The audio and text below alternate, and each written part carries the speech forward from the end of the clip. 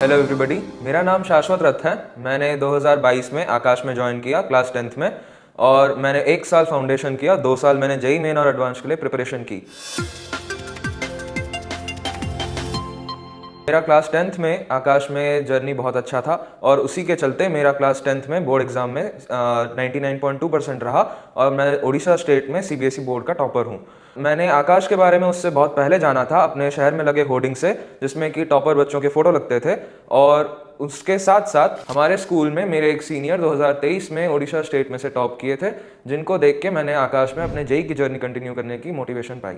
8th और 9th में मैंने साइंस और मैथ्स में मुझे बहुत इंटरेस्ट था, और 10th तक आते आते मैंने जेई एडवांस्ड के कुछ पीवाईक्यूज भी किए थे, जिनसे कि मुझे कॉन्फिडेंस मिलता था और मुझे बहुत अच्छा भी लगता था।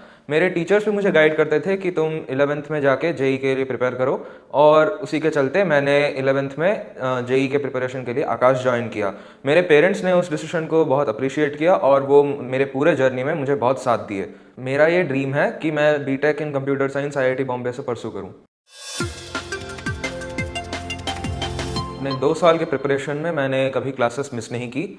मैं क्लास के बाद टाइम निकाल के उस दिन के जो असाइनमेंट रहता था और मॉड्यूल के जो क्वेश्चन करने रहते थे, मैं उसे उस दौरान ही कर देता था।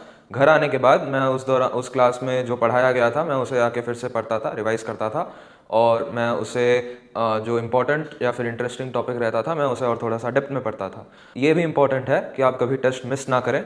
और कभी कभी ऐसा भी होता है कि टेस्ट में कभी प्रिपेयर ना किए भी मैं गया था टेस्ट देने, और वो इसलिए इम्पोर्टेंट है क्योंकि आप उससे अपने रिकॉलिंग कैपेबिलिटी को आप टेस्ट कर सकते हैं, और उसे अगर ज़रूरी है तो बढ़ा सकते हैं। ये इम्पोर्टेंट नहीं है कि आप कितने घंटे पढ़ते हैं, कितना टाइम पढ़ते हैं, लेकिन ये इम्पोर्टेंट ज़रूर है कि आपकी पढ़ने की क्वालिटी क्या है। आपको पढ़ने में ज़्यादा एफर्ट देना है, ज़्यादा आवर्स देने की कोई ज़रूरत नहीं है। हमेशा मैं ये इंश्योर करता था कि मैं जितना भी टाइम पढूं, मैं कंसंट्रेट करके अच्छे से पढूं, और जो भी टॉपिक एक बार उठाऊं पढ़ने के लिए, वो ख़त्म करके ही पढ़ के उठूं। लास्ट मंथ्स में मैंने जो भी किया, उसमें सबसे ज़्यादा इंपॉर्टेंट ये था कि मैंने कुछ भी नया टॉपिक नहीं पढ़ा। जो भी मैंने 2 साल में पढ़ा था, उसे मैंने पढ़ा, रिवाइज किया, और उसके क्वेश्चंस किए। क्वेश्चंस में सबसे इम्पॉर्टेंट पीवाईक्यूज़ हैं। इस दौरान पीवाईक्यूज़ करने के अलावा मॉक टेस्ट देना ज़रूरी है। मैंने आर्काइव टेस्ट सीरीज़ के तहत मैंने बहुत मॉक टेस्ट दिए, हर दिन मॉक टेस्ट दिए मैंने। और जो फाइनल टेस्ट सीरीज़ होते हैं इस दौरान, वो भी जेई के लेवल के होते हैं, तो उसलिए प्रिपरेशन का अच्छे से अंदाज़ा लगता है कि कितना प्रिपरेशन हुआ है। आपका हर टॉपिक स्ट्रांग होना चाहिए, मैंने ये इंश्योर किया, और मैंने कोई भी टॉपिक के बीच में डिस्टिंक्शन नहीं किया। और हर टॉपिक के लिए आपको इक्वल टाइम डिवाइड करना चाहिए, और उसी के चलते मेरा जेई में अच्छा स्कोर आया। आकाश में मेरा जेई का एक्सपीरियंस बहुत ही अच्छा था। यहाँ के टीचर्स ने मुझे हर मोमेंट में मुझे हेल्प किया, और मेरे जो भी डाउट्स आते थे वो क्लियर करते थे।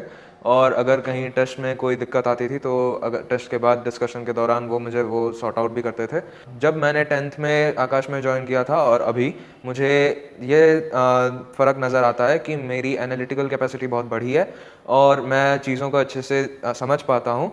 और यहाँ का जो पैकेज है वो मुझे बहुत अच्छा लगा, और उसी से ही मैंने 2 साल प्रिपरेशन की है, उसी से मैंने क्वेश्चंस किए हैं। यहाँ पे जो target, success achiever, success magnet और स्पॉटलाइट जो बुक्स मिलते हैं, उनसे क्वेश्चन करने के बाद कॉन्सेप्ट्स बहुत ही क्लियर होते हैं, और ये जेई के रिलेवेंट क्वेश्चंस भी होते हैं, तो टाइम ज़ाया भी नहीं होता। सारे फ्यूचर जेई एस्पिरेंट्स के लिए एक ही बात इंपॉर्टेंट है जेई क्वालिफाई करने के लिए, कि आपको कमिटेड रहना है अपने गोल को, और आपको खुद पे विश्वास करना है कि आप कर सकते हैं। मैं ये भी आप जेई एस्पिरेंट्स को बताना चाहूँगा कि मेडिटेशन करना भी इम्पॉर्टेंट है प्रिपरेशन के तहत।